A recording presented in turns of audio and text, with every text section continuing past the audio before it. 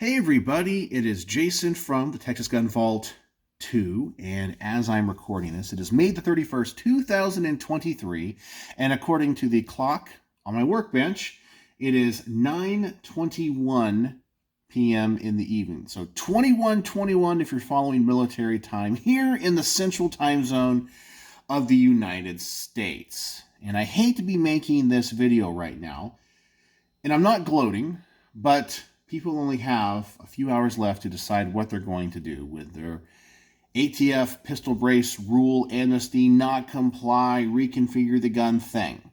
Because technically, as of midnight, a lot of things changed, I guess, depending on where you're at. And we have to deal with reality, which we didn't get any type of injunction. Now, I know some of you guys right now are frantically typing, Jason, but we got an injunction to the Fifth Circuit. Oh my God, join FPC. Yeah, okay. That's a pretty limited scope injunction, and even the people that are members of FPC don't even know if it covers them or just the named plaintiffs. Does it cover a nationwide injunction? Is it just for the Fifth Circuit? It's not very clear, and it's not a very strongly written injunction. It's not like the Fifth Circuit said, oh, they're going to win on the merits. There is absolutely no doubt in our mind. It is enjoined permanently until we can have our official rule. Now, it's not that at all. It's a pretty darn weak injunction. And I told you guys this was going to happen. Your politicians were going to let you down. All the Republicans, pro-gun politicians, elect me, they can't do this. Yeah, they got the ATF director up in Washington, D.C. to answer some tough questions. And that's all it essentially was, is a tough question thing, okay? We all know the ATF's in the wrong on this one, okay? But they're allowed, as of right now, to make regulation.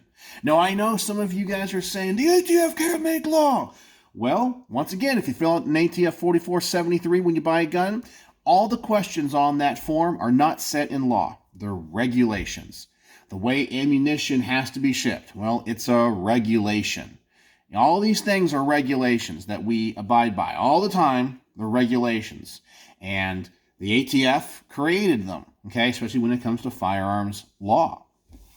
So it's just the reality. So until Congress or the courts rein in this ability of them, which it doesn't look like it would, because even the courts have a vested interest in keeping the power of the government centralized in the government, nothing's going to change. So just going out there and saying they can't do it doesn't mean they're not going to do it. Now, what are my predictions? Well, when midnight hits tonight, and it is June the 1st, wherever you are, in the U.S., whatever time zone it is, Eastern, Central, Mountain, Pacific, Alaskan, or Hawaiian. Or maybe if you're in one of the outlying parts of the world, maybe, I know I have viewers in Guam, or maybe you're in, the Atlantic time zone. I don't know if the U.S. Virgin Islands are covered in that one. But wherever you are, when it hits June the 1st, you want to know what's going to happen? Nothing. Nothing's going to happen. The ATF's not going to come knocking on your door. The ATF's not going to come knocking on people's door who tried to register. They're not going to do anything. Nothing is going to happen at all. The only way I honestly think somebody could get in trouble with this right now, for the foreseeable future, is if you have a braced pistol, or what is now a braced pistol, which I guess in a couple hours will be legally in SBR, illegal or not legal, depending if it's registered or not. If you use that firearm in the commission of a crime, it's going to be bumped up to a federal charge versus just using a standard old rifle or using a standard old pistol. That's really what's going to happen. It's going to be a bump up charge. I know that when it comes to law enforcement officers, both at the state, local, and federal level, they have discretion in their enforcement. So let's just say an ATF officer sees somebody at a range. They're at a gun range that happens to be an FFL, and they're there to do an inspection for their books. And they see some people with some braced pistols. Well, legally, they're allowed to go over and ask to see their paperwork. My gut tells me that those ATF officers might go over there and say, hey, you get your paperwork on that? And if somebody answers, depending on how they answer, if they say, no, what are you talking about? I bought this at a gun show, a year ago. They might be completely unaware of the rule change. And the ATF might say, hey, listen, this is the rule change. What I want you to do is just take off that brace right now, go home, and you can register it, pay the $200 tax, because after that, the amnesty's over. Or you just need to put that away, separate it. I'm not going to charge you or anything, not going to arrest you, but you need to be careful. This is what you need to do to get into compliance, and you need to stop using that right now. That's pretty probably what's going to happen.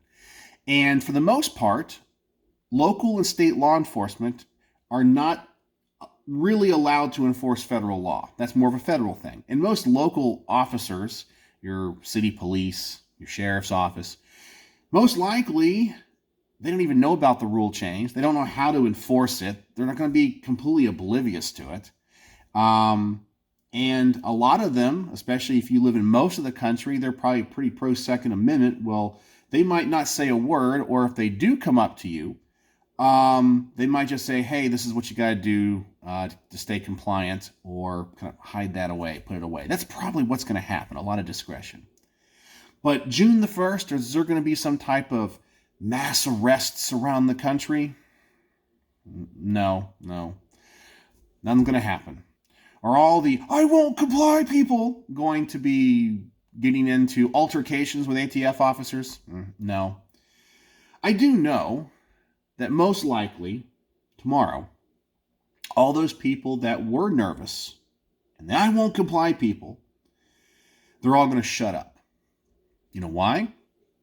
Because now, on June the 1st, if you're like, I'm not going to register my pistol brace gun, I won't comply. Well, what are you essentially admitting to openly in a public forum, whether you're typing in a comment section on a YouTube channel or a Reddit post? You're essentially saying, hey, I have one of these. I'm not going to follow the law. And now the ATF, if law enforcement does care, they can go, now it's illegal. You are aware of the law and you're flaunting it. Maybe we should do a little investigation. Yeah, so all these I won't comply people are going to shut up. The real people that don't comply with laws, they don't say things. You know what I'm saying? I mentioned this in one of my videos. I am fairly sure that out there in the country somewhere, probably a lot of people, probably have manufactured illegally machine guns. Maybe they are bad guys and they got a hold of one of those Glock switches from China. You guys know what I'm talking about, that turns the Glocks full auto. Or they have a CNC machine or a drill press and they've drilled out a third hole on an AR-15. Are those people that are in possession of those illegal firearms, very illegal firearms, are they going online to YouTube channels and saying, I won't comply, the ATF can't create law? No, they're not doing that. Because real people that don't comply don't say anything, right? What's the first rule of Fight Club, right? Don't talk about Fight Club, okay? I'm going to assume, even though you guys know my whole channel has been fighting misinformation and helping people navigate the NFA waters, but I'm going to assume, because I'm not a member of this club, but I'm going to assume if you're a member of illegal NFA club, probably the first rule of illegal NFA club is don't talk about illegal NFA club. Just going out on a limb there, right? So I'm curious to see what people are going to do and how smart they're going to be when it comes to their non-compliance, if that's the way that they went. Are they going to flaunt it now? I challenged people in videos in the past about the pistol brace rule. I said, you know what? If you're that brave, you're that sure of yourself, why don't you just open carry, if it's allowed, you can open carry a rifle or pistol in your state. Why don't you just open carry that thing? Just after June the 1st, just flaunt it. Just say, I'm not complying. Open carry it. Or go to the range.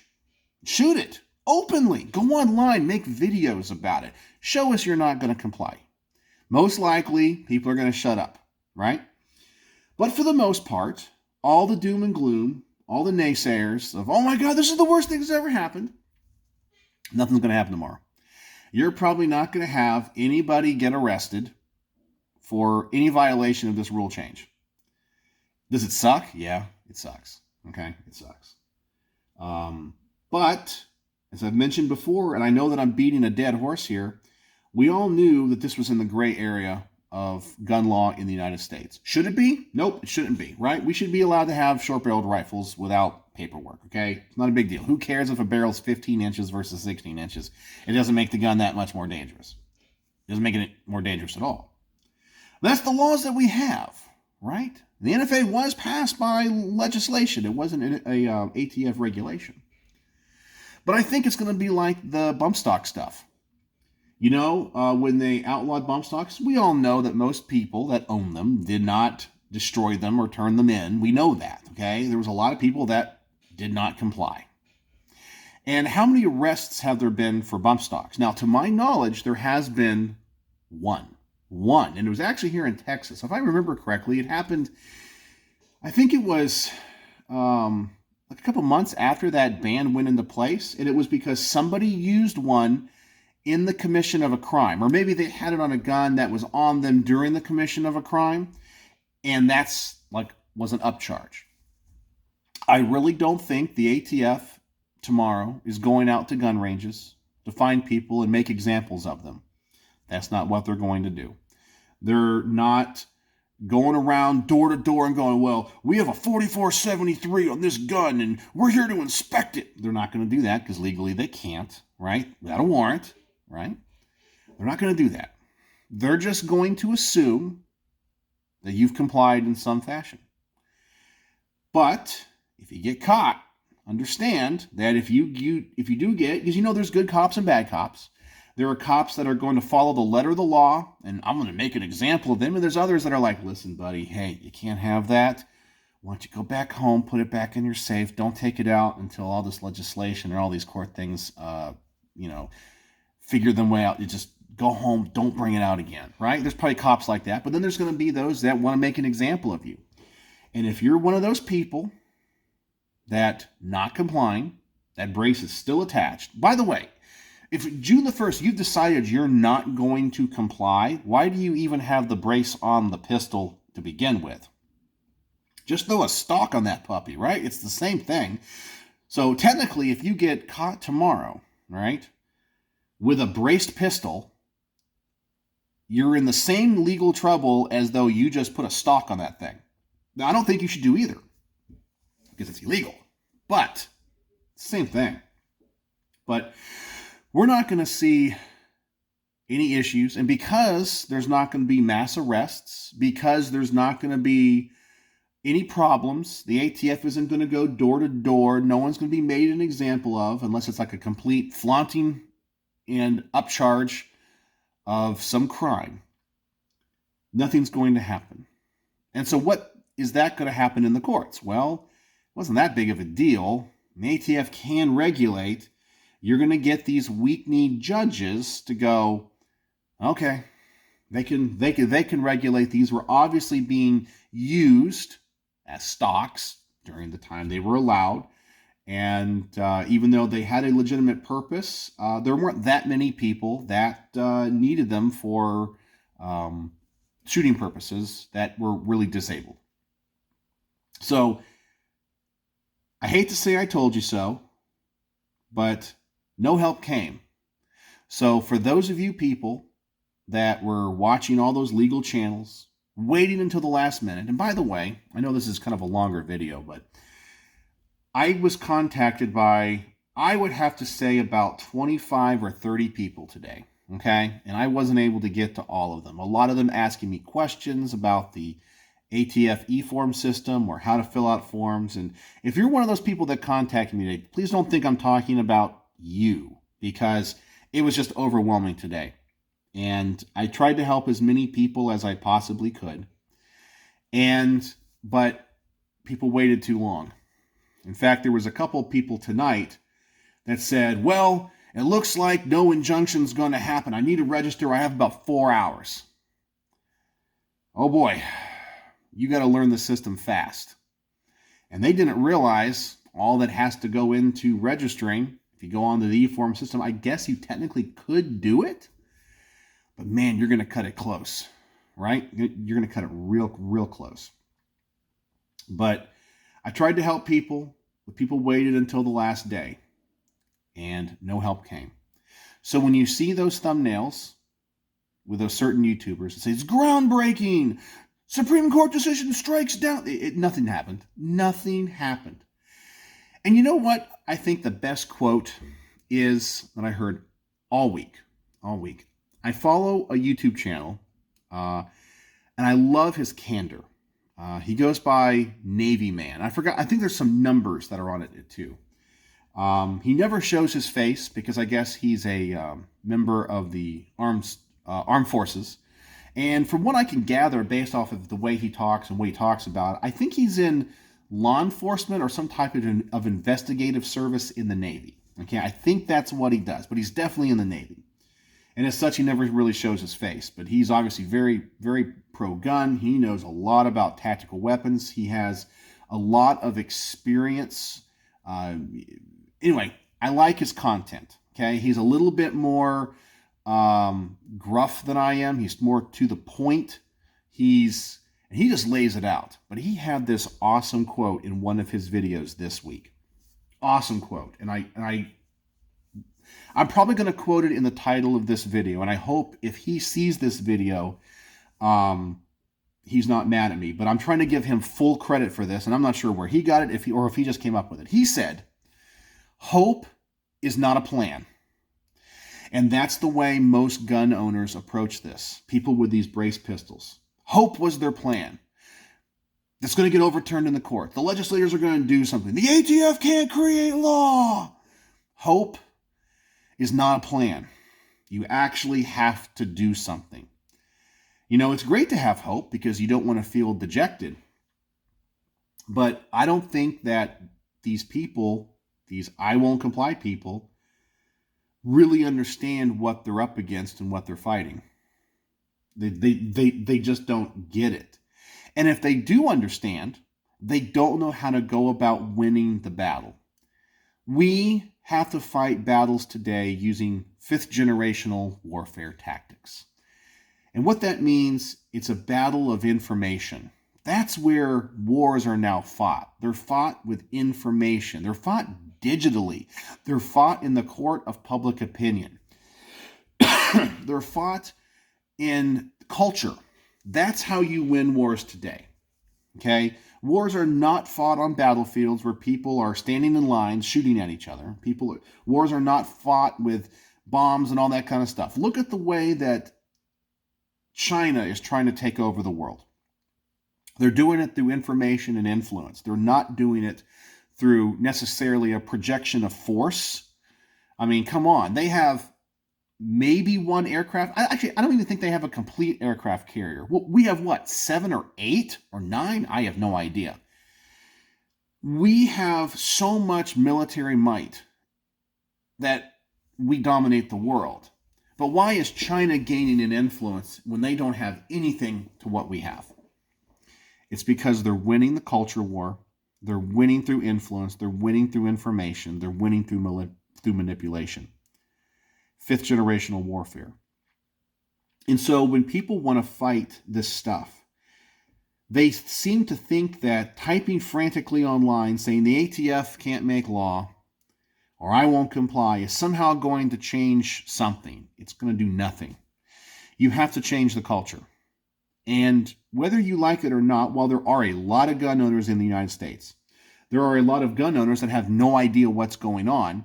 But if you look at all the gun owners that know what's going on, the gun owners that own braced pistols, and then the gun owners that know what's going on, own braced pistols, and are willing to do something. By do something, I mean call their representatives, show up to a rally, try to educate others, win that fifth generational warfare, it's very few and far between. But if you are going to engage in trying to change the culture war around this, to educate people about how laws and regulations are created, you're going to have to do it through compassion. You're going to have to do it through logic. You're going to have to do it through reason. So let me explain. If you're in a situation where you're trying to explain what's going on with the ATF Pistol Brace Rule and how unconstitutional it is to somebody that doesn't know anything about this and doesn't really have a big stake in the game. And you come across to them as, I won't comply. If they come and get my gun, they're getting the bullets first, blah, blah. And you're that aggressive about it. They can't do this. Well, they're going to look at you and go, this guy's crazy. Why do I want to listen to him and follow this person? You know how to win them over? Don't say anything to them at all at first. Hey, man, you want to go to the range? Yeah, okay, let's go to the range. I'll bring my rifle, I'll bring my AR pistol, I'll supply the ammo, let's go shooting, right? You take them out to the range, they shoot the AR, and they're like, wow, this is so much fun. You give them that either an SBR, if you have an SBR, or I guess it's too late now, but a brace pistol. You have them shoot that and go, wow, isn't that fun? They're like, yeah, man, this thing is awesome. And then you go, well, let me tell you about this thing. Did you know that just because this barrel is shorter than 16 inches, it's regulated like a machine gun or a grenade launcher? They're going to go, what? What are you talking about? I mean, it's not much difference. And you go, yeah. And if you're caught with this thing illegally, you spend 10 years in jail and can be punished up to a $250,000 fine. And they're going to go, no way. Are you kidding me? Now you've given them something to think about. You've given them the experience. They've shot a rifle. They've shot an SBR or a brace pistol. And they realize it's the same thing. That all this stuff that the media is trying to portray them as being dangerous weapons of war, they're going to go, oh, that's not what they are. And then all of a sudden we have somebody on our side. That's how you change the culture. Just like I tell you guys, the best way to win somebody over to the Second Amendment is to take them to the range. Now, I probably have taken, in my lifetime, 10 or so people that I can remember, because most of the time when I go shooting, it's people that already are pro-gun. But I've probably taken in my life about 10 people to the range that were either apprehensive about guns, scared of guns, or flat out anti-gun. And I got them to the range, and I got them to smile. They shoot a gun, and they get to see that hole get created in that target on that paper down range. And then they get that smile.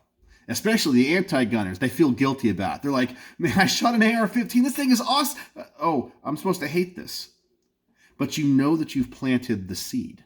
And they're like, yeah, I've seen that video where that one former Army general was shooting the AR, and he's like, oh my gosh, it's so heavy. And all those Democrat politicians saying it weighs about 50 pounds and it can, blow a torso in half. It can blow somebody in half. It's like, no, it's a little 22 caliber cartridge. You give them actual experience and it changes them. And all of a sudden they're like, this is not what I thought it was. This is kind of fun.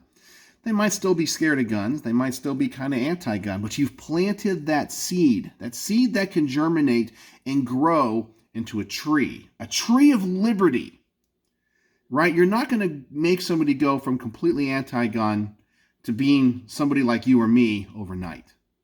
That takes years. And you can plant that seed, and that's how you do it. You win through fifth-generational cultural warfare. You represent the Second Amendment in a positive way. You don't have to like the ATF Pistol Brace Rule. You can believe the ATF can't create law. But going out there and talking like a madman or a madwoman isn't going to do anything. It's not going to convince anybody or bring anybody to our side. All it's going to do is make you look like a crazed lunatic. People that don't know better, right? You're out there, I won't comply, and so forth, right? I know I say that a bunch, but I get so much of it on my comment section. Go out there and take somebody shooting, right? Just take them to the range. Just say, hey, man, you supply the ammo, you supply the firearms, you supply the money for the range. Just say, hey, I'll take you out to lunch too. And you can spread the gospel of the Second Amendment. You can. You can spread the good news of the Second Amendment. And slowly but surely, you might open someone's eyes. So that's all I got for you guys tonight. Unfortunately, I told you so. And if you decided to keep your brace pistol as is, not comply, I don't think anything is going to happen, but I know there's going to be a lot of people tonight, or maybe starting tomorrow, might be looking over their shoulder. Because if you get caught with this, and you get caught by an ATF agent that wants to make an example of you, you're looking at 10 years and $250,000 in fines. Yeah, it's serious. It shouldn't be that high. It shouldn't be illegal at all to have an SBR without paperwork. And I'd watch out for in the states where you have crazier AGs and, things are more anti-gun. But, as I said, I don't think anything's going to happen. So 24 hours from to now, 48 hours from tonight, or right now, none's going to happen. None's going to happen. There's not going to be mass arrests. None's going to happen. Life's just going to keep on going. When that clock hits midnight tonight, and that rule goes into effect, nothing's going to happen. So, you've made your choices. Whatever that choice is, I respect it. So remember, guys, hope is not a plan. Hope was never a plan. So thank you, Navy Man, for giving me that this week. So let me know what you think. Tomorrow, I'm not going to ask you to tell me if you are or not, but you got to ask yourself tomorrow, are you a perpetrator or not? So I guess we'll find out. So, as always, thanks for watching.